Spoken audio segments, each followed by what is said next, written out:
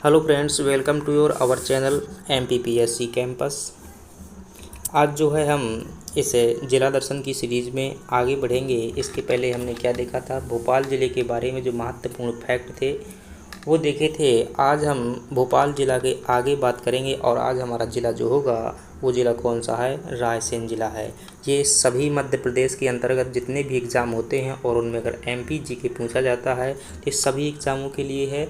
और ये ऐसे फैक्ट हैं जो परीक्षा में आते ही आते हैं, महत्वपूर्ण फैक्ट हैं, ये प्रश्न पूछे ही जाते हैं। जो विशेष बातें हैं हमने यहाँ पर शामिल की हुई है और प्रीवियस ईयर जो क्वेश्चन हैं आए हुए हैं उनको भी शामिल किया हुआ है। तो शुरुआत करते हैं और देखते हैं कि कौन कौन से इसमें जो है रायसेन ज़िला के अंतर्गत जो है बातें शामिल हैं, इनको देखते हैं। अगर चैनल पर नए हैं तो चैनल को सब्सक्राइब कीजिएगा और हमसे जुड़िएगा। देखते हैं भोपाल ज़िला के बारे में। भोपाल नहीं है, आज का ज़िला है जो रायसेन ज़िला है। तो रायसेन ज़िले की खास बातों में देखते हैं। तो पहली खास बात है कि रातापानी बांध किस ज़िले में स्थित है। तो रातापानी बांध देखते हैं हम, ये कहाँ पर स्थित है, विदिशा ज़िले में स्थित है। और ये रातापानी यहीं पर जो है, भोपाल विदिशा ज़िले में नहीं होगा ये आपका, ये जो है रायसेन ज़िले में स्थित है। और इसी यहीं पर इसका नाम जो क्या है, सिंधारी रातापानी कह देते हैं इसे। शायद सिंधारी बस कभी नाम पूछ ले तो कंफ्यूज मत हो जाइएगा, सिंधारी रातापानी कहते हैं। और यहीं पर जो है रातापानी अभ्यारण्य भी स्थित है, यहीं पर रातापानी बांध भी स्थित है। ठीक है, अगला प्रश्न देखते हैं। अगला प्रश्न है कि प्रश्न नहीं मतलब और कौन सी बातें हैं यहाँ पर। तो बारना बांध भी कहाँ पर स्थित हुई है, ये भी आपका रायसेन ज़िले में ही स्थित है। और बेतवा नदी का उद्गम भी कहाँ से होता है, रायसेन ज़िले से ही होता है। और भोजपुर शिवलिंग भी कहाँ पर स्थित है, ये भी आपका रायसेन ज़िले में स्थित है। अगले देखते हैं कि मंडीदीप औद्योगिक केंद्र कहाँ पर स्थित है। तो मंडीदीप औद्योगिक केंद्र की अगर बात करते हैं तो ये भी आपका रायसेन ज़िले में स्थित है। और ये जो मंडीदीप है औद्योगिक केंद्र है, ये किस उद्योग के लिए जाना जाता है, ये ऑप्टिकल फाइबर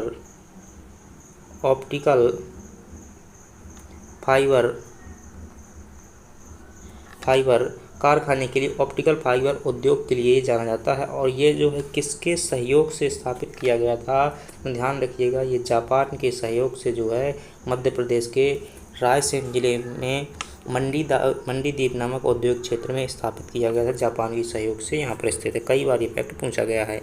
अगला प्रश्न देखते हैं कि भीमबेटका की गुफाएं कहाँ पर स्थित हैं। तो भीमबेटका गुफाएं देखेंगे, ये भी आपका रायसेन में स्थित हैं। और रायसेन में कहाँ स्थित हैं, अब्दुल्लागंज में स्थित हैं। रायसेन में जो अब्दुल्लागंज है यहाँ पर क्या स्थित हैं, अब्दुल्लागंज नामक स्थान में जो भीमबेटका की गुफाएं स्थित हैं। भीमबेटका की गुफाओं की जो है अगर पूछा जाए खोज किसने की थी, अगर इसकी खोज के बारे में पूछा जाए कि खोज किसने की थी, तो ये खोज की थी वी एस वाकड़कर द्वारा। ये प्रश्न भी पूछा गया है आपसे कि वी एस वाकड़कर द्वारा इसकी क्या की गई थी, खोज की गई थी। कब की गई थी, तो ये खोज जो की गई थी ये आपकी 1957-58 में इसकी खोज की गई थी। 1957-58 में जो है वी.एस. वाकड़कर द्वारा भीमबेटका की खोज की गई थी। वी.एस. वाकड़कर जी द्वारा ही 1956-57 में जो कायथा नामक स्थल की भी खोज की गई थी। भीमबेटका की और बात करें तो ये क्या है, एक प्रागैतिहासिक काल जो क्या है स्थल है। और यहाँ पर जो है प्राचीनतम जीवन के अवशेष मिले हुए हैं। यहाँ पर जो गुफा चित्र पाए गए हैं, इसकी बात करें तो भीमबेटका को 2003 में विश्व धरोहर स्थल में क्या किया गया था, शामिल किया गया था, यूनेस्को की साइट में भी शामिल है। अगले देखते हैं, भीमबेटका के बारे में हमने सभी बातें देख ली है। कौन कौन सी, एक तो बताना है कि इसकी खोज किसने की हुई थी, ये इंपॉर्टेंट, तो वी.एस. वाकड़कर की बात कर चुके हैं। एक बताना है इसका यूनेस्को में कब शामिल किया गया था, तो ये भी बात कर चुके हैं कि 2003 में शामिल किया गया था। और एक बताना ये कहाँ स्थित है, तो ये भी हमने बात कर ली है कि रायसेन ज़िले में स्थित है। और एक बताना है ये किसके लिए जाना जाता है, तो ये गुफा चित्रों के लिए जाना जाता है, गुफा चित्रों के लिए जाना जाता है। जो यहाँ आदिवासी लोग रहते थे उनसे संबंधित यहाँ पर चित्र प्राप्त हुए हैं। इतनी बातें आपको ध्यान रखना है। आगे बात करते हैं। अगला प्रश्न है हमारे पास, मध्य प्रदेश में प्लास्टिक पार्क कहाँ पर स्थित है। तो प्लास्टिक पार्क की बात करें तो ये कहाँ पर स्थित है, तामोट में स्थित है। और ये तामोट कहाँ पर स्थित है, ये आपका मध्य प्रदेश के रायसेन ज़िले में स्थित है, तामोट नामक स्थल। और इसी तामोट में जो है प्लास्टिक पार्क स्थित है। अगली बात करते हैं कि अगर रायसेन ज़िले में बात करें तो रायसेन ज़िले में ऐतिहासिक दृष्टि से कुछ किले देखने को मिलते हैं। तो यहाँ पर जो है कौन सा किला देखने को मिलता है, रायसेन ज़िले में रायसेन का किला देखने को मिलता है। और इसका निर्माण किसने करवाया था, राजा राजबसंती द्वारा इसका निर्माण जो करवाया गया था, राजा राजबसंती द्वारा इसका निर्माण करवाया गया था। और इस किले में जो है 1547 में देखते हैं किसका, शेरशाह सूरी का जैसे ही शासन आता है तो यहाँ पर क्या कर लेता है, वो कब्जा कर लेता है। यहाँ का जो शासक रहता है उसका जो यहाँ का शासक था इस टाइम पर पूर्णमल यहाँ का शासक था। पूर्णमल यहाँ का शासक था। पूर्णमल से क्या करता है, ये धोखा करता है और यहीं पर जो है इस धोखे से इस किले पर कब्जा कर लेता है। कौन, शेरशाह सूरी। इस किले में अगर बात करें, रायसेन के किले में 3 महल स्थित हैं। कितने महल स्थित हैं, 3 महल स्थित हैं। कौन कौन से महल स्थित हैं, एक तो इसमें जो है बादल महल स्थित है, दूसरा इसमें रोहित महल स्थित है और तीसरा महल जो कौन है, इत्रदार महल स्थित है। तो ये 3 महल कहाँ पर स्थित है, रायसेन के किले में स्थित है। इतनी बातें ध्यान रखना है कि इसमें जो निर्माण करवाया था राजा राजबसंती ने, इस पर जो है शेरशाह सूरी ने कब्जा कर लिया पूर्णमल के समय पर धोखा दे करके। इसमें 3 महल स्थित है, बादल महल, रोहित महल और इत्रदार महल। अगली बात करते हैं रायसेन जिले के अंतर्गत है। तो रायसेन जिले में क्या स्थित है, सांची का स्तूप हम देखते हैं स्थित है। तो सांची नामक स्थल है, काफ़ी चर्चा में रहता है, बार बार यहाँ से प्रश्न भी पूछा जाता है।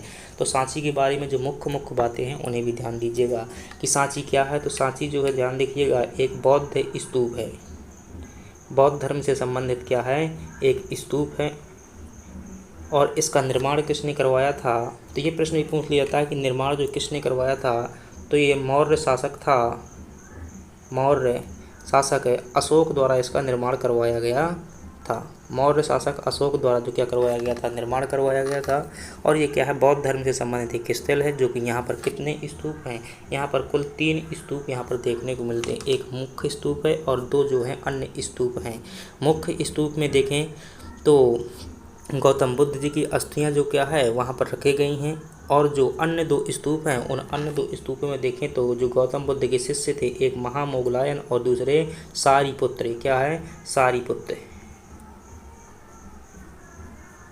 सारिपुत्र तिस्स जो था उसके यहाँ पर अवशेष रखे हुए हैं। तो 2 जो अन्य स्तूप हैं, पहले मुख्य स्तूप में क्या है, गौतम बुद्ध की अस्थियों के अवशेष रखे गए हैं। और जो अन्य 2 स्तूप हैं उनके शिष्यों महामोगलायन और सारिपुत्र तिस्स के जो क्या रखे गए हैं, धातु अवशेष रखे गए हैं। अगली बात करते हैं कि सांची की स्तूप की खोज किसने की थी।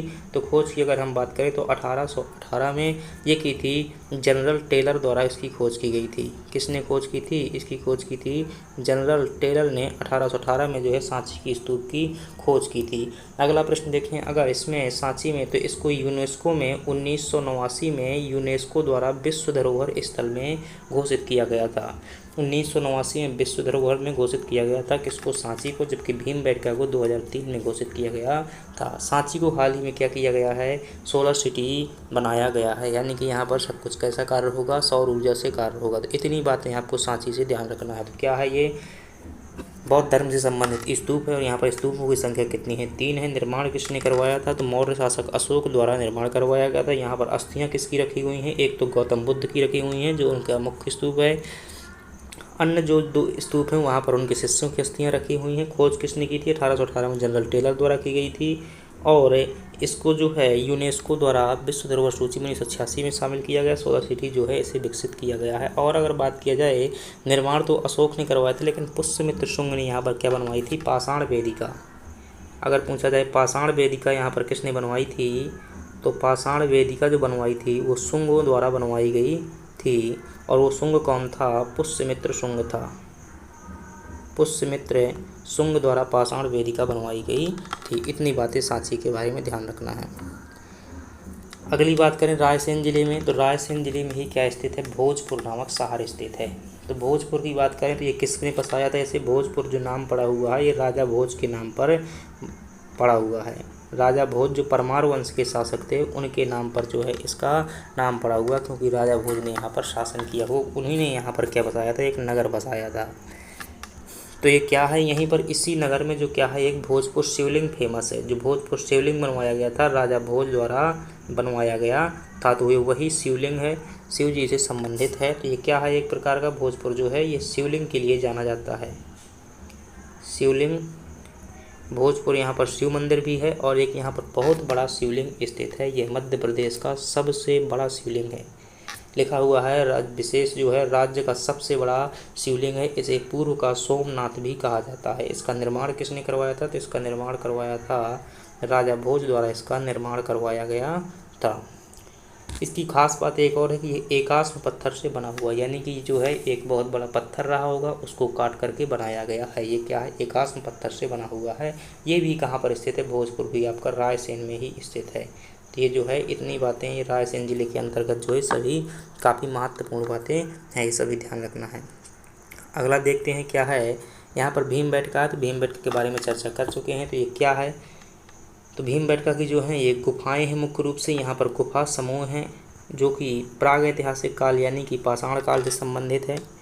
यहाँ पर क्या पाए गए हैं? भित्ति चित्र यानी गुफा चित्र पाए गए हैं। स्थिति कहाँ पर है? ये भी आपकी रायसेन जिले में, रायसेन जिले के अंतर्गत अब्दुल्लागंज में स्थित है। इसकी खोज किसने की थी? तो बात कर चुके हैं वी.एस. वाकड़कर द्वारा। इसकी वी.एस. वाकड़कर द्वारा खोज की गई थी। 1957 में खोज की गई थी, 1957 में। इसे भी जो है 2003 में यूनेस्को द्वारा विश्व धरोहर सूची में शामिल किया गया था। ये सभी बातें हम पीछे जान चुके हैं। अगली बात करें तो रायसेन में एक स्थान है जहाँ से क्या निकलती है? बेतवा नदी निकलती है। वो स्थान कौन सा है? तो रायसेन के ज़िले के अंतर्गत कुमरा गांव से कौन सी नदी का उद्गम होता है? तो कौन सी है? बेतवा नदी का उद्गम जो होता है रायसेन के कुमरा गांव से होता है। तो उद्गम भी देख लिया कि कुमरा गांव से क्या होता है? उद्गम होता है। इस जो है बेतवा नदी पर माता टीला बांध बना हुआ है। कहाँ पर? ये झांसी ललितपुर में जो है, झांसी ललितपुर में का बना हुआ। सीधी से हम बात करें यूपी में जो है क्या बना हुआ है? बांध बना हुआ है। किस पर बना हुआ है? बेतवा नदी पर बना हुआ है। यह यूपी और एमपी दोनों की संयुक्त परियोजना है। यहाँ पर माता टीला परियोजना कहते हैं और रानी लक्ष्मीबाई के नाम पर यहाँ पर बांध बनवाया गया है। तो बेतवा नदी के किनारे मुख्य शहर की बात करें तो रायसेन हो जाएगा। ओरछा जो है सबसे महत्वपूर्ण शहर जो है बेतवा नदी के किनारे जो है ओरछा स्थित है। समापन कहाँ पर होता है? तो ये जो है बेतवा नदी जाकर किस में मिल जाती है? यमुना नदी में मिल जाती है। इसकी सीमा की बात करें तो ये एमपी प्लस यूपी में जो है सीमा बनाती है। इतनी बातें आपको बेतवा नदी के बारे में ध्यान रखना है। और बेतवा नदी का प्राचीन नाम क्या मिलता है? बेत्रवती जो है इसका प्राचीन नाम देखने को मिलता है। ये बातें भी ध्यान रखनी है।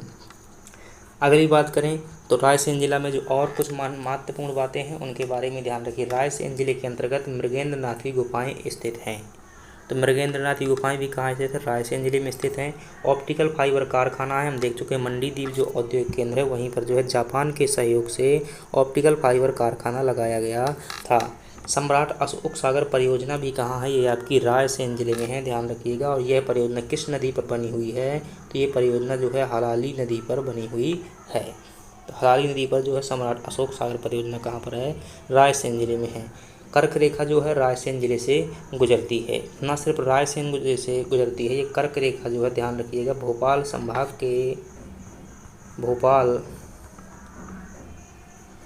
संभाग के समस्त जिलों से जो है कर्क रेखा गुजरती है और मध्य प्रदेश के पूरे 14 जिलों से होकर के गुजरती है। मध्य प्रदेश के 14 जिलों से होकर गुजरती है, भोपाल संभाग के सभी जिलों से होकर गुजरती है। अगर ऐसा प्रश्न पूछा जाए कि मध्य प्रदेश का एकमात्र संभाग जिसके सभी जिलों से होकर के कर्क रेखा गुजरती है तो कौन सा जिला होगा, कौन सा संभाग होगा? भोपाल संभाग होगा।